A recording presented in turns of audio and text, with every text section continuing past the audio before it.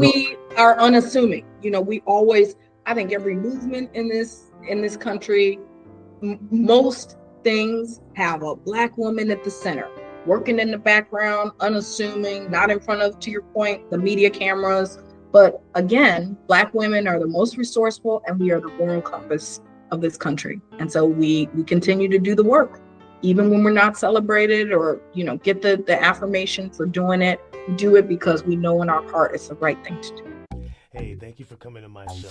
I think you'll hear something today that makes you click that like button, share with your people, and subscribe so you don't miss what's next.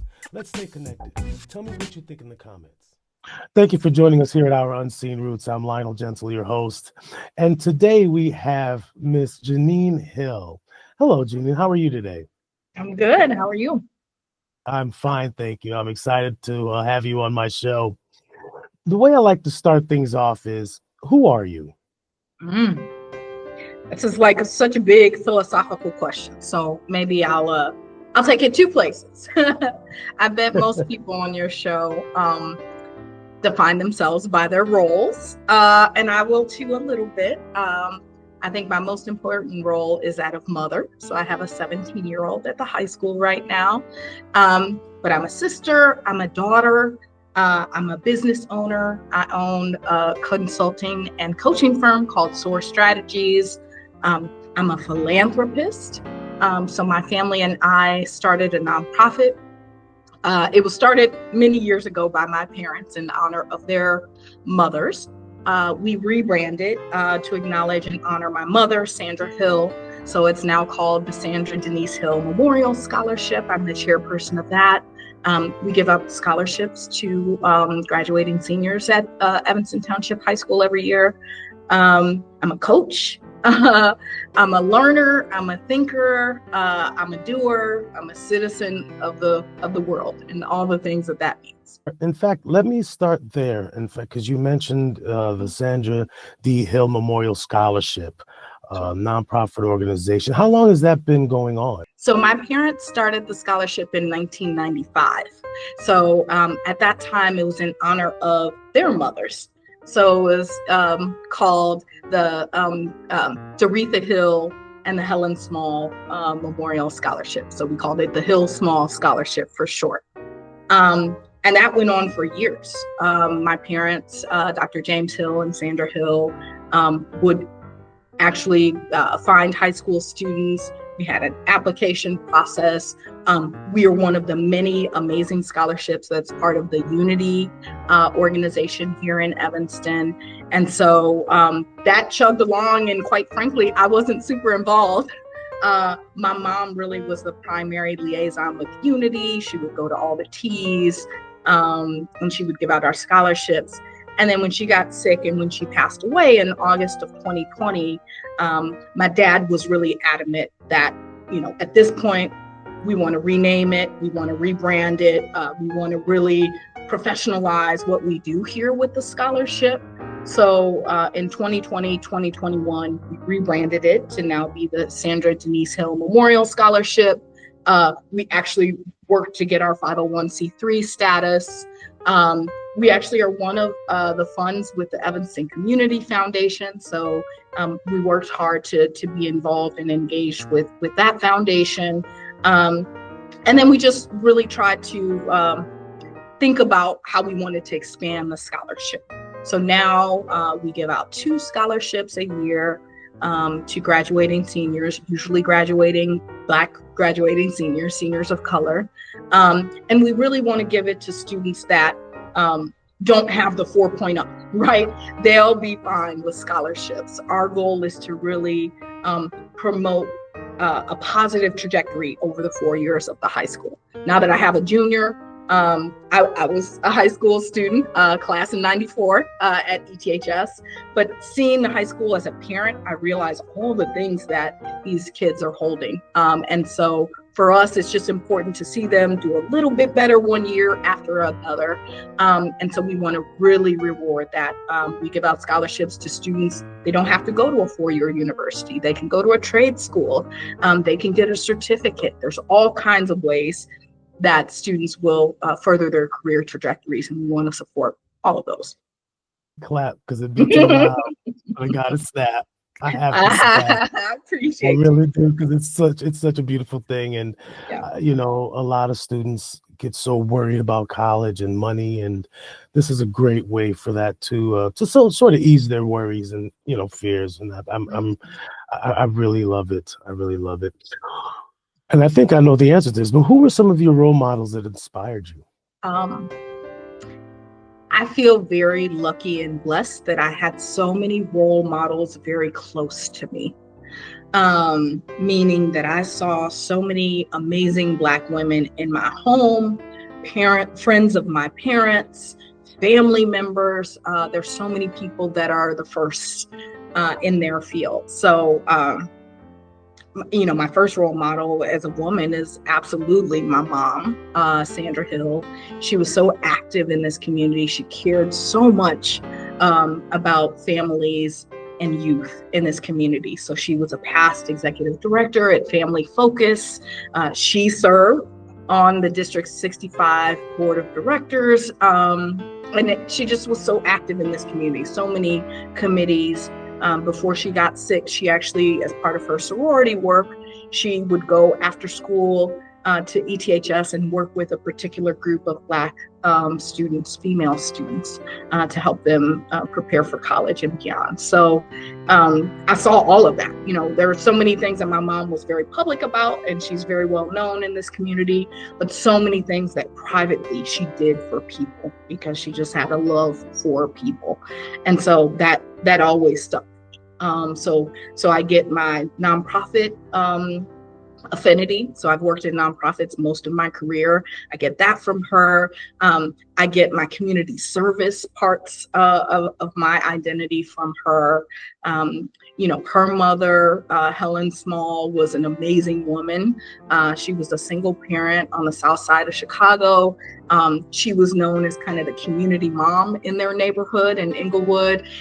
She would take kids, she didn't drive, but she would kind of create little projects. They'd go down to the museum campus, and she wanted to make sure kids saw different things than what they saw on the block. That was always really, really important to her. And she was my biggest champion.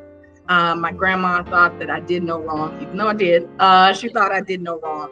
And I feel so lucky that I had people who supported me, thought I hung the moon, thought I could do anything I put my mind to. And so I grew up very young, knowing that I was smart, that I could do it, that if I put my mind to things, I could do it. And then there's of course, I'm a big fan, when I think about my role models and what threads them together, it's people that bucked the system, right?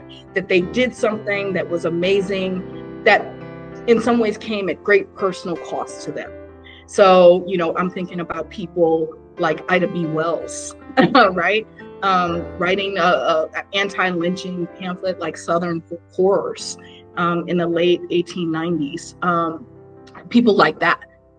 People like Nina Simone. So in my office, I have a print of Nina Simone. So thinking about how she was unapologetically Black, unapologetically for civil rights and supporting civil rights, unapologetically open about her mental health struggles, and that was not easy. So people like that really inspire me. I would say they're role models.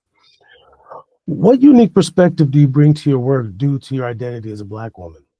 So I'm biased, but I think Black women are the most resourceful people on this planet. We continue to, make $1 out of 15 cents. We continue to bring so many parts of our identities into something that's beautiful, right? Frequently, when I think about, the time of slavery, and I think about what we ate and the scraps that we were given, and thinking about the delicacies that we made with those scraps to make it the tastiest morsels you ever had. To me, that's the essence of Black women. Given scraps, we will make something tasty and beautiful. And so, that's in my bloodline. So I always am, I'm always fighting for those that are disenfranchised. I try to really see and amplify those that are discounted or dismissed or undermined, because I know what that's like. I know what that feels like. I know what that looks like. And so I'm always with my voice trying to amplify other voices. I think that's something uniquely that Black women do. We are asked to clean up the messes and to amplify voices. We are very good at both of those. And so I continue to do that in my identities and holding my identities as a Black woman. Yeah, it's kind of messed up. You guys are asked to clean up the mess so that it looks like there was never a mess there. And you Right. do it so well and so efficiently with Yeah, isn't that right? Yep. no notoriety or thank you. Yeah, no celebration. And if we can't clean it up totally, then we're blamed and vilified for that, you know. And I think, I think not only are we the most resourceful, I think we serve, I would say worldwide, definitely in America, but worldwide, as the moral compass. We are the moral compass, right? We are the ones standing in the gap. We are the ones standing in the gap and protesting and saying this ain't right at great personal cost to ourselves. We hold the moral compass, and that's such an important role. I think that Black women uniquely do very well. Can you share a success story about how your efforts made a tangible difference in someone's life? Yeah. So I was thinking about this. I think a lot of what I do professionally is helping people through transitions, and more specifically, career transitions. So as a coach, I'm either coaching people who are new leaders, they may be new nonprofit CEOs, or they're nonprofit CEOs and leaders that are transitioning out of their roles. And so a lot of what I find myself doing, and like if I think about my legacy and the tangible things that I leave in this world, is helping people find new positions and new parts of their identities that aligned with their values, aligned with their personal life purpose and missions. So a lot of what I do each day is helping people talk through the things that they need to get to their next step. So I think always what remains when we're long gone is what we do for other people. So I'm hopeful that when I'm not here, my legacy will be, I help this person find a new job. I help this person build a business. I help this student, I'm a professor. I help this student go to their next step. I wrote a recommendation and gave them some guidance so they knew that they wanted to go to grad school or get a PhD or write a paper or take this new work opportunity. So I think those are the things that I want to leave behind. What are some critical needs you see within the Black community that women are uniquely positioned to address? Yeah, a lot of my work has been in the healthcare field. So I have a PhD in maternal and child health. So I have been focused on the health of, in particular, Black moms and Black babies for probably the last 20 years. So I think, there are some critical needs. So when I look at statistics around infant mortality, babies not making it to their first birthday, or statistics around maternal mortality, right? Women and Black mothers dying related to pregnancy. I think those are some, we still have some real health disparities that I think, again, other peer Black women are uniquely positioned to help with. I think we can help with having people know signs and symptoms of things like preterm labor, for example. I think we can be peers and advocates. So, I'm remembering that when my god sister was pregnant with my godson, during those later months of the pregnancy, I would go with her to the doctor so that I could be the advocate. I could have the list of questions and I could ask the questions and I could be her advocate. So I think we're uniquely positioned because of all the things we just talked about to be advocates for people. I think we're uniquely positioned to be peer health and allied health professionals and leaders, to be nurses and doctors and community health promoters, et cetera. again, I think, the other part of my work is as an entrepreneur and as a business owner. So I think, again, we are uniquely positioned. Black women are one of the most highly sought out, and we frequently start our own business. We are the demographic that's most likely to start a new business. But we are not the ones that are usually have all the capital, have all the mentorship, have all the sponsorship to have our businesses be successful and sustainable. So again, I think Black business owners are uniquely positioned. Monday night, I was talking to a colleague and a friend of mine who is newly starting a business. And so I got a scrap sheet of paper. We were talking about pricing. We were talking about her offerings. I've been there and done that. And so I want to, give those lessons to the new group of new Black female entrepreneurs. And so I think we're uniquely positioned to do that. Black woman, what is your superpower? What is your greatest superpower? I was talking with my daughter about this last night, and I will steal her answer because I think it's a good one. So I think my superpower is my determination. I think I'm not good with no, particularly if I want something really bad, I'll figure out a way around it. I think the way that I've been successful academically and the way that I've been successful in my business, the way that I've been able to hold all these kind of various parts of my identity to do my community service work has been to be very determined, and to be led by empathy and my goals around being independent, making my own way, helping people make their own way, and being a support for people who are doing good social sector work. So I think determination is probably my superpower. I'm not good with no. And if I want something, I'll figure out some way to get it. What are some innovative projects or initiatives led by Black women that inspire you? Yeah. So many. So, there is the work. I remember my mom filling out this questionnaire every year. So like initiatives nationally, like the Black Women's Health Imperative, that has really expanded, right? So back in the day when my mom was filling it out, it was asking about kind of your health history and your health status and thinking about how Black women health status changed year over year, right? It was one of the first studies of its type to actually follow a national cohort of Black women and their health trajectory. So, and now it's expanded through, thinking about policies and programs. It really is not only a health history questionnaire. So things like that, things like, Carmita Saman and Surge Institute, so any projects that help Black leaders and leaders of color. So that's focused on the educational sector, but thinking about ways that we provide fellowships and other professional development opportunities for Black leaders. There's projects like the Magnolia Mothers Trust.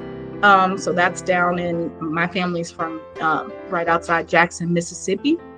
So that's a group that actually provides Black mothers who are in affordable housing, basically a guaranteed income of $1,000 a month for a year.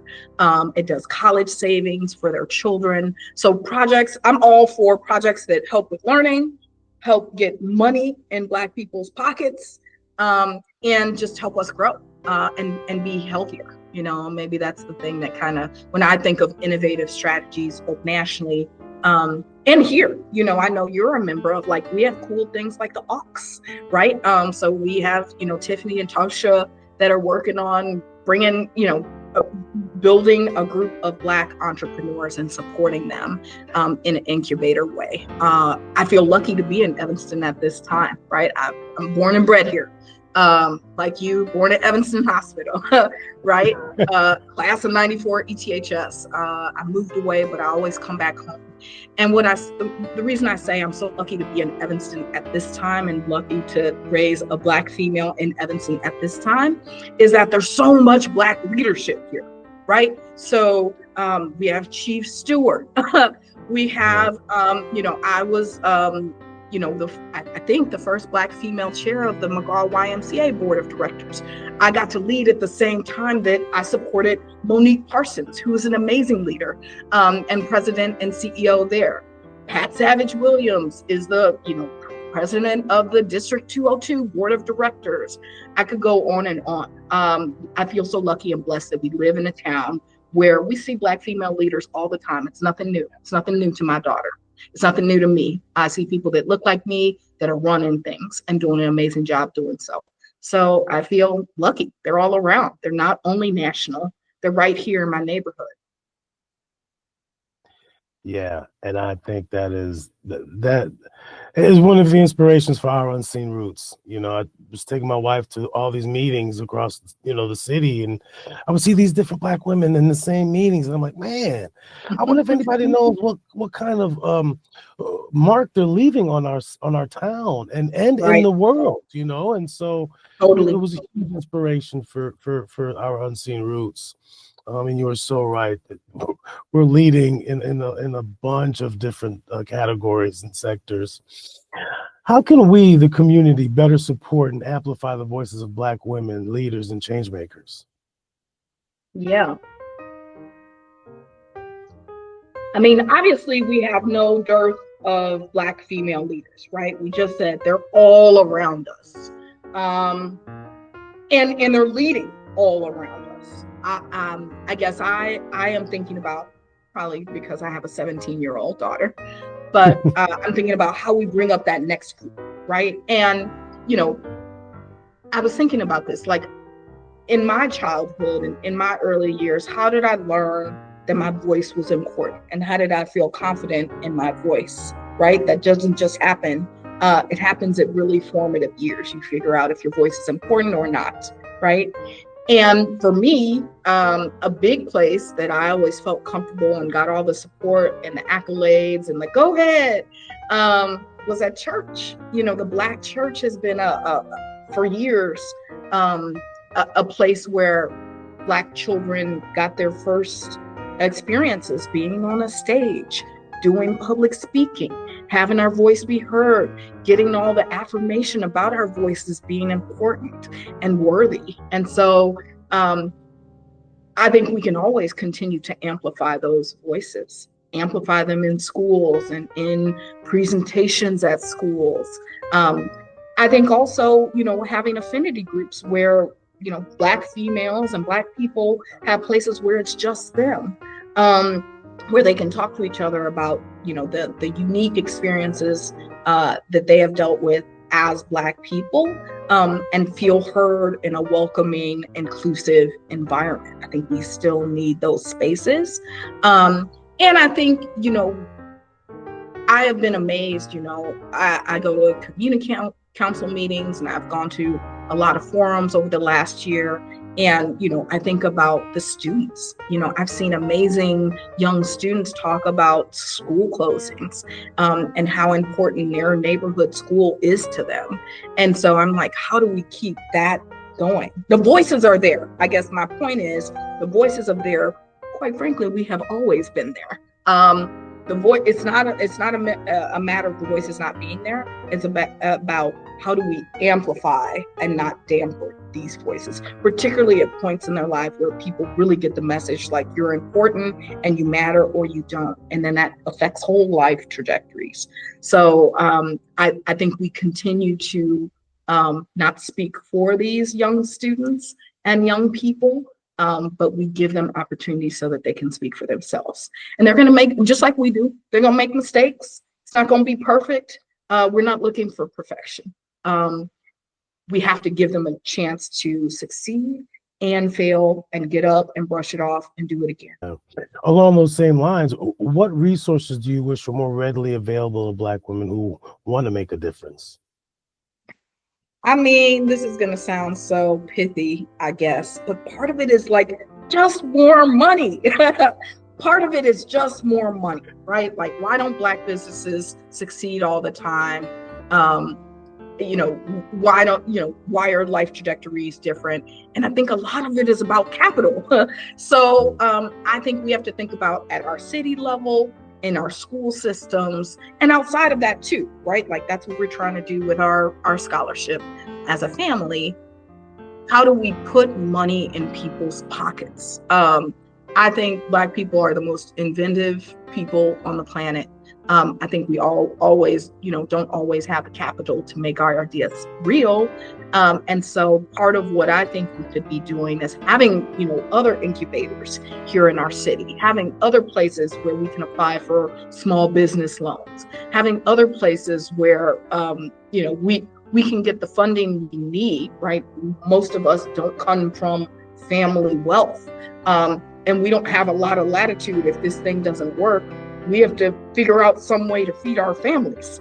So really thinking about what's the safety net for people who do want to hope and dream and create new models, create new systems, create new businesses, support new sectors. How do we support them in doing that? Yeah. How can men in the Black community be better allies and partners in the work of uplifting and empowering Black women? Yeah. So I will start with some personal stories, but then I'll pull out two. So, I'm thinking about, the two Black men I'm closest to, my dad and my brother. And I'm thinking about, I really am thinking about ways that they have supported me and in my career trajectory.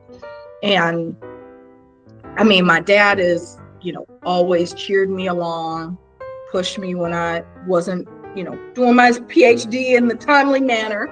So he always reminds me about what's important. But another thing that, always has, he has been an amazing provider. I feel so lucky that, my parents supported my undergraduate career. And, as I get older, I am and I've told him this, I'm super thankful that he is financially stable. So many people my age are supporting their parents, right? So it's a big deal to have to support your child in certain cases, but also make sure your parents are okay as they age and retire. And so I feel really lucky that my dad does not need my help. And in some ways, what I told him not long ago is, I'm so thankful for you being so stable and being the provider that you are, because in some ways, if you were not the person you are, I wouldn't have felt like I could start a business, quite frankly, right? I would have just worked my 9 to 5 and got a better 9 to 5. I wouldn't have been able to hope and dream and be like, you know what, I have these ideas and I want to start a business based on ideas. I wouldn't have had the freedom to do that. And so I'm so thankful that, he is so stable. And so he has been so methodical about providing for our family and leaving a legacy. And so I told him that, but I think that's important. And then my brother has been so there was a period in my career where I traveled a lot for work. And I was so lucky when my mom was alive, because my mom would, my daughter would go over to my mom's house, which wasn't far away, and she would care for her, when I was out of town working. And then my mom got sick and she died. And so my brother, I'm so thankful for him, because he has really taken up the slack. So for the past, it's 2025, my mom has been gone almost 5 years now. When I go out of town now, my daughter stays with my brother. He takes her to school. He picks her up. He makes sure they get dinner. And so, I know that's unusual, but to me, that's like a Black man support. He is a support for me. Again, I can't do the things that I need to do or think I need to do as a business owner and serve my clients in the best way I can without knowing that my daughter is safe and stable. Like, that's a non-starter. So I'm just thinking, I want to tell those stories because those are real stories about how Black men in my life support me and allow me to be my best self and to own a business and to have it flourish and be successful. And I think globally, I think, Black men can, I think the partner that you pick is the most important choice you will ever make. And so I think Black men can do all the things I just talked about and more, support and be an ally and, do the household things. I think, we got to get out of some of these gender stereotypes, right? So to be a good partner, you might have to be the person cooking and cleaning and child, being the main child care person. And so those are ways I think that Black men support. And then like when we're in the workplace, we're not competitors, right? We all on the same team. We need to be on the same team, aligned in our mission, not letting us be divided, and making sure that we're amplifying voices, and making sure that we are kind of being a stopgap for things like hyper masculinity, and that we make sure that we're on the same team, right? We are not fighting each other. We're not competitors for each other. We're competitors against patriarchy and white supremacy and capitalism and all these systems. But we gotta, we work best together. So that's what I would say. Yeah, it's so true. It's not really along those lines, but you brought up something that triggered this question for me. In order for you to be successful and effective, you need help, obviously. And so you've put the work in. Do you ever find a time where you feel that you are experiencing imposter syndrome? I love that you brought this up, because I've been reading articles about imposter syndrome, and mostly I hear this from leaders of color that I'm coaching. And I wonder, there's this article that I read recently that really stuck with me. Like, I wonder if it's actually really imposter syndrome, meaning or is it just like, I have had real documented experiences, either seeing people that look like me be mistreated in the workplace, and I don't want that, right? So is it really imposter syndrome, or is it just like a logical reaction to a system that does not want me, quite frankly, to succeed, right? So I wonder if it's really imposter syndrome. So I talk about this a lot. So I'm so glad you brought this up. I talk about this so much in my coaching sessions with leaders. And I'm always like, is it really imposter syndrome, or are you reacting logically to things that you have seen and you yourself have experienced? That's not imposter syndrome. That's just like protecting yourself. I think you're amazing. I think I'm going to be your biggest cheerleader. And I think ultimately to do what I do, you have to be pretty confident. And I feel that way. Do I get nervous when I do certain speaking engagements? Yeah, I still get the butterflies in my stomach. I think that's a human reaction. But in most scenarios, I try to be the most prepared person in that room. And I feel like I belong there. There's not many rooms that I sit in at this point in my career that I feel like I don't belong in, or I shouldn't be the leader of, quite frankly. And I don't say that in a cocky way. I just feel like I know in most of my circles and most of the places that I go as a professional, most of the places I go in my community work, I've earned the right to be there. I've paid my dues. I have learned my lessons. When I want to do something new, I'm going to read everything, talk to everybody so that I understand what I'm getting myself into. And so there's not many tables where I feel unprepared or that I don't belong. I honestly can't think of the last time I felt that way, because I'm a Black woman, and so I'm used to using my resources. And I was reading something this morning that was like talking about kind of we're talking all about the future of DEI, right? And the quote was like, if you're in a scenario in a workplace where a Black woman is leading, you should know she is the most experienced person there. She is the most qualified person in that room. And so that's really how I move in the world at this point. I'm the most qualified person in most of the rooms. Yeah. I just asked because I had heard, past. No, I thank you for bringing that up. I think sometimes we don't feel like imposters. I mean, sometimes we do, and I'm not negating that feeling. I don't want you to think I am. But I think a lot of times we're just responding to stimuli.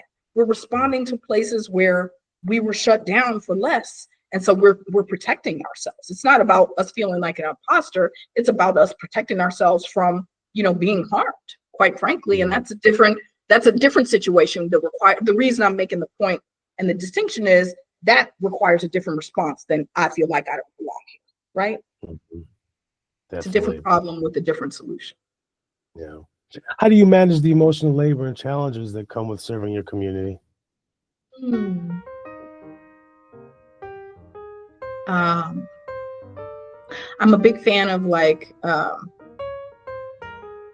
Trisha Hersey's Rest is Resistance. I think about that book and those quotes a lot.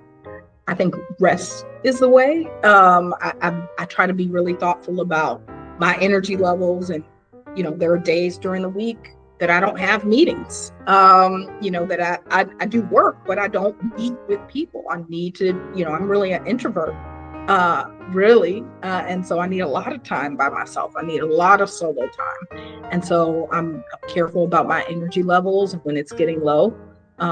That I need to retreat, that I need to go for a walk by the beach or read a book sitting on my couch in my living room. I try to be really thoughtful about my health. So again, I've said a lot that I'm a health person. And so I'm thinking about Black people's wellness a lot. So I got to be a good example of that, right? So I find myself in these days going, I have a personal trainer and I'm going to the gym twice a week. I'm starting my running season, so I'm logging miles on the treadmill and outside. I'm really trying to think about kind of what I'm ingesting, and what fills me up, what supports and sustains me. And I love going out to eat and chilling with my friends and my family. And so I think we need joy and we need laughter, even while the world is kind of burning. Sometimes it feels like it's burning around us. I think we still need joy. We still need laughter. I still want to go see live music. I still want to hang out. I can't wait for Summertime Shy. And, that's how I manage the labor. Sometimes I just really have to disconnect, and find humor in places. And on the flip side, how do you celebrate your own achievements and contributions as a Black woman making a difference? That's the hardest question I think you've asked me. It's the hardest one. It's probably the thing I'm the worst at. That's the thing I'm the worst at. Again, at this point in my career, I don't, I've gotten all the awards and the accolades and the affirmation. I don't need that publicly. Again, my job is to nurture the next group to get that, and to be the one sitting and cheering in the audience. Mm-hmm. I think I'm mostly celebrated. To me, rest is celebration too. It's resistance, but it's also celebration. And not that I think you earn rest. That's not the right framing. I don't mean that. But I do mean like sitting quietly with yourself and saying, wow, I did that. To me, it's not about like the public thing for me. For me, it's more about like just sitting quietly and being like, I did that. And that was a good body of work. And I feel really proud of it. And sharing that with my friends and my close ones and my family. To me, that's a celebration. Celebrations are real quiet at this point. And that's how I like. Yeah, I totally agree with you. I totally agree with you. Yeah, I totally agree. What are your hopes and dreams for the future of the Black community? And how do you see yourself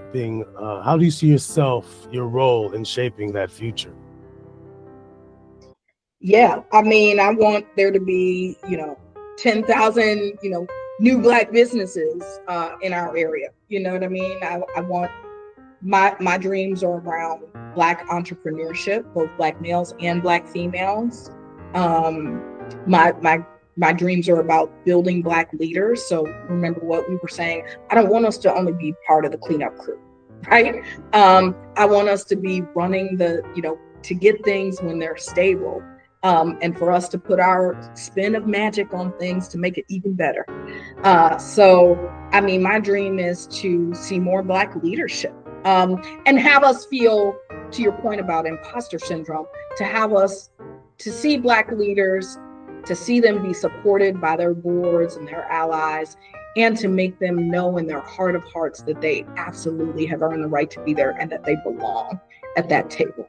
To me, I want Black leaders, but I don't want isolated Black leadership. I want Black leadership that feels fully supported and sustained, and like, yeah, this is where I'm supposed to be. This is me fulfilling my life purpose.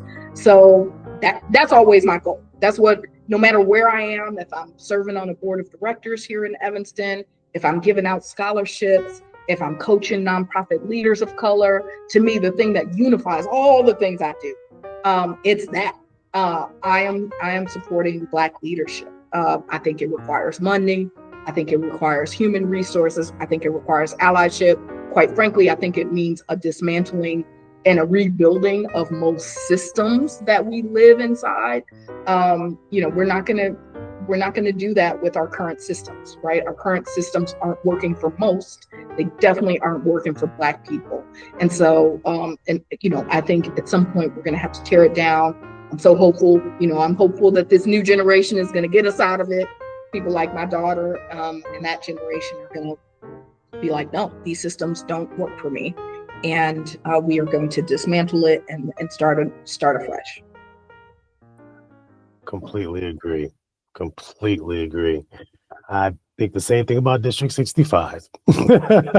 Yes, we could talk all. Oh yeah, we could talk about that. Yep. Yes, ma'am. Yes, ma'am. Yep. Yep. What does liberation look like for Black women? I think liberation looks like independence. I think liberation looks like, to me, when I think about liberation for Black women, sometimes it's about rest.